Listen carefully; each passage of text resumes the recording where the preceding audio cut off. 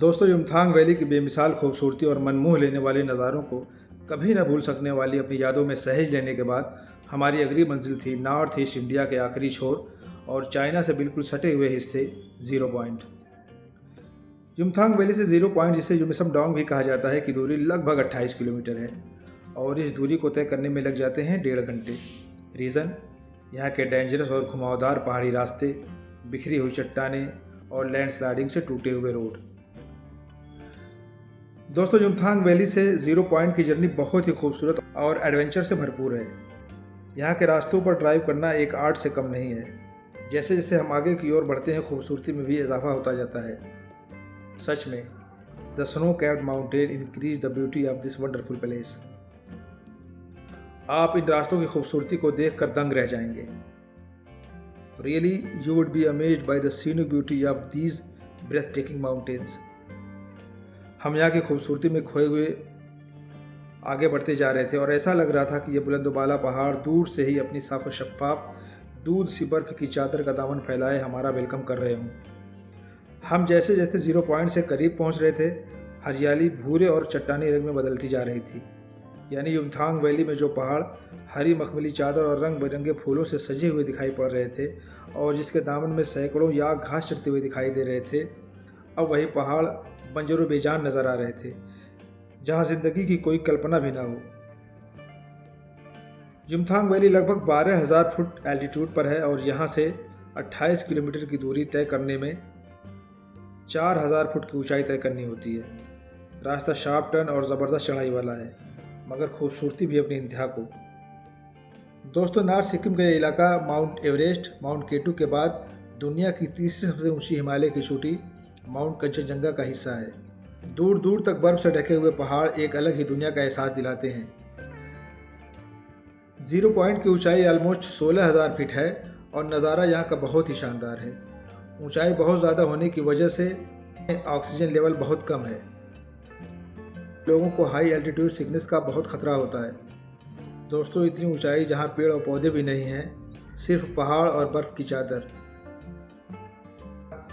Zero point वो जगह जहाँ ख़त्म हो जाता है अपना ये विशाल और महान देश।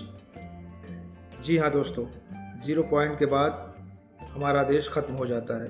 ये वो जगह है जहाँ रास्ते भी ख़त्म हो जाते हैं। यानी ज़ीरो पॉइंट के बाद कोई भी मोटरेबल रोड नहीं है। चाइना बस यहाँ से शॉटिंग डिस्टेंस पे है। इन बर्फ से ढके हुए पहाड़ों के बाद चाइना शुरू हो जाता है। ज़ीरो पॉइंट पूरे साल बर्फ से ढका होता है। उबड़ खाबड़ और ख़तरनाक पहाड़ी रास्तों की वजह से बहुत से टूरिस्ट यहाँ नहीं आ पाते, मगर अगर आप सचमुच बर्फ़ के दीवाने हैं और स्नो कैप्ड माउंटेन का मज़ा लेना चाहते हैं तो फिर आपको यह जगह कभी भी मिस नहीं करनी चाहिए। यहाँ के ग्लेशियर से पिघल कर आने वाला पानी मानो ऐसा लगता है जैसे वह इन बेजान और बंजर नज़र आने वाले इलाकों को सैराब करने की कोशिश कर रहा हो और फिर अपनी इसी कोशिश में लगा हुआ लाचुंग रिवर से होते हुए रिवर तीस्ता में मिल जाता हो।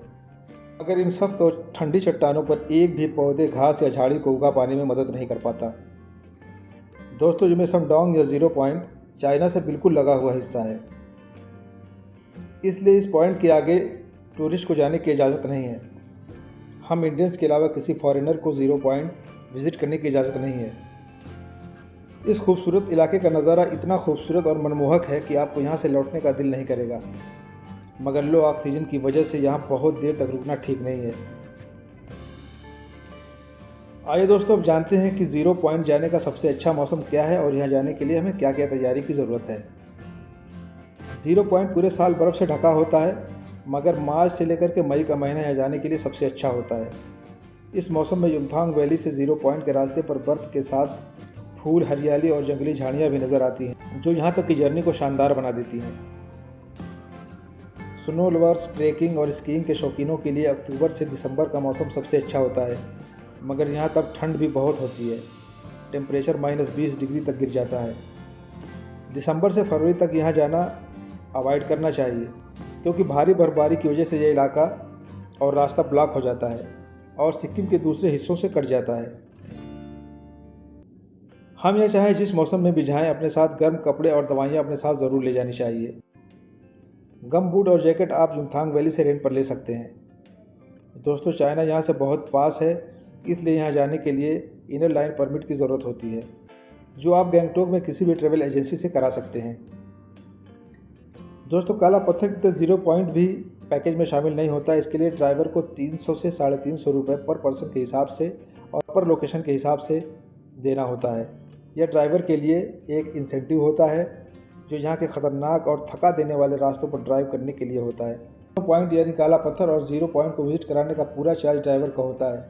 इसलिए इन दोनों पॉइंट को सिक्किम गवर्नमेंट ने पैकेज में शामिल नहीं कर रखा है और ये पैकेज से अलग है।